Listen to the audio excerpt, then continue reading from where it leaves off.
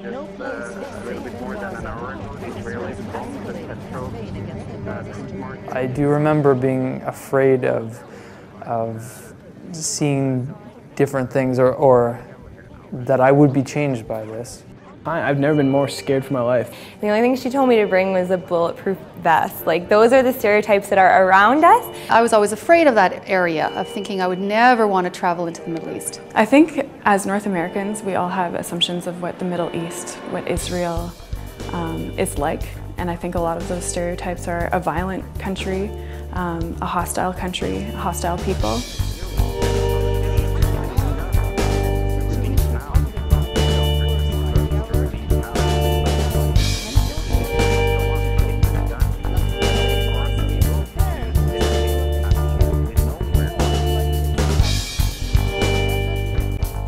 I think I've grown up fearing the Middle East, and I think media has a hype on the Middle East as a violent place. And so I've always thought to myself, now that I'm a wife and a mom, that's one place I would never dare to go in the world. And yet when this opportunity came to me, I got very excited because I thought it would open up my eyes perhaps to a different reality. I had that in my mind, that you would be seeing the shock value things and elements and situations that you see on the news, but that was not the case at all. We were welcomed and embraced and just welcomed with open arms. It really brought that home to me, how tough that must be to live in that conflict. Being aware that in the conflict between Palestinians and Israelis, that there are many different sides and that it's a complex issue. And I apply it now to situations I'm in now, where I'm dealing with different challenging situations and people coming at it from different perspectives, and I try to see through the complexities. But it also helped us understand from a biblical perspective that Jesus walked a land that was tense and was walking in a land that was occupied. And what did it mean to converse with the Roman soldier of his days? So we landed in Tel Aviv, and then we took a bus to Nazareth, and we stayed there for a while. We hiked the Jesus Trail. We spent some time in Nazareth village. We got to see the Sea of Galilee.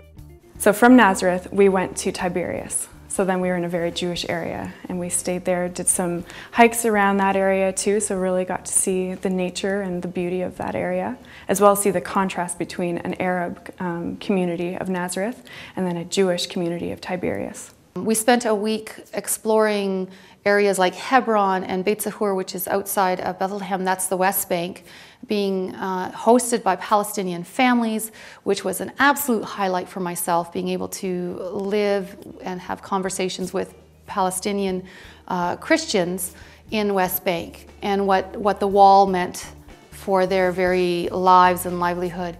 And from there, did some hiking. We went to Jericho, and then we also went to Masada. We went to the Dead Sea, so a lot of typical tourist spots as well. And then in the old city of Jerusalem is actually where we stayed. And we spent a whole week in Jerusalem and spent some time around there and wandered about the city, experienced the old city. Reading my journal afterward, I wrote about it that it's a city which is more than just a city, because it's related to by people from everywhere. Jerusalem is both a city and a symbol and a dream of different people from different places.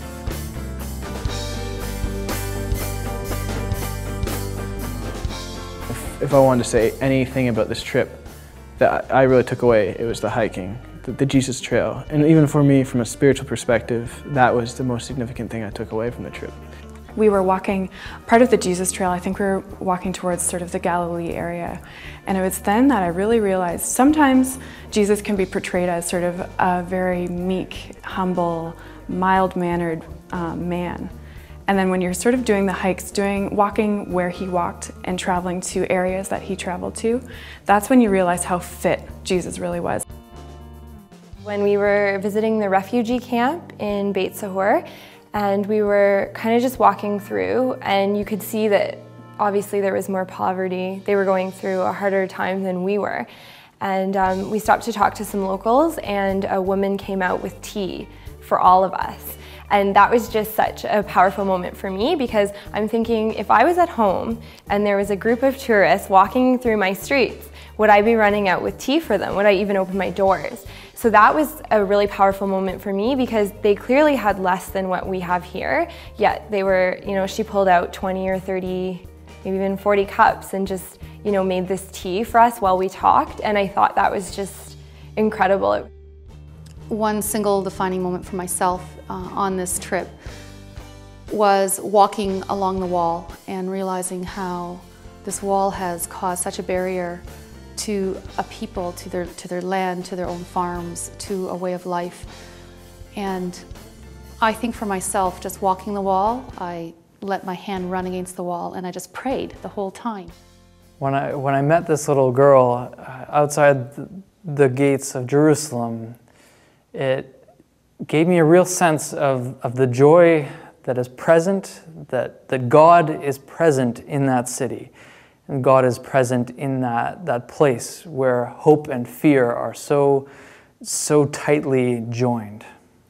For me, spiritually, it really showed me how rooted the Bible is within the culture that it was written. And that really has changed how I think about Christianity. Because no longer is Christianity outside of culture for me.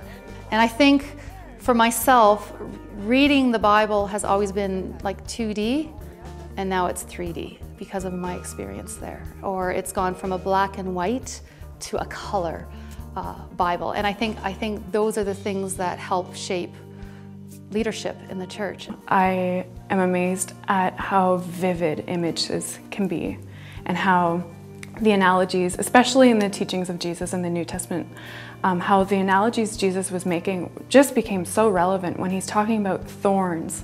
We saw thorns all the time. When he's talking about just the landscape, all of his stories that he pulled, it makes sense why he used the stories he did. It was just really nice to be able to hear, you know, if I'd hear Galilee, I could be able to visualize it, and I just found that I became a lot more enthusiastic about the Bible.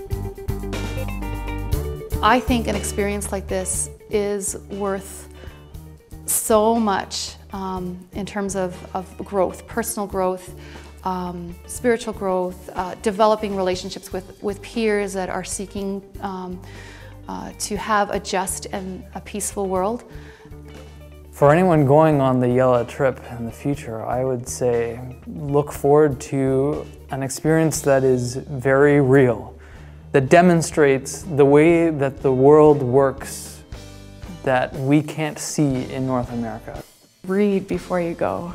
Try to learn as much as you can before you leave, just to have more of a handle about just the historical situation, as well as to go through your Bible before you leave as well. Because to go and read the stories before you leave, and to read the biblical stories while you're there, and then to sort of let them sit and let them be, is a really amazing experience. They must go. They have to go. It was a really amazing experience, and there's so many people around you that are supporting you and helping you and have already been through it, and they know what to expect. And I really think if I would have gone on my own, I would have been really lost. Israel and Palestine was an amazing space in terms of breaking some stereotypes, allowing me to dialogue with Muslim people and with Jewish people and with Christian people who are struggling within a context of struggle over the land.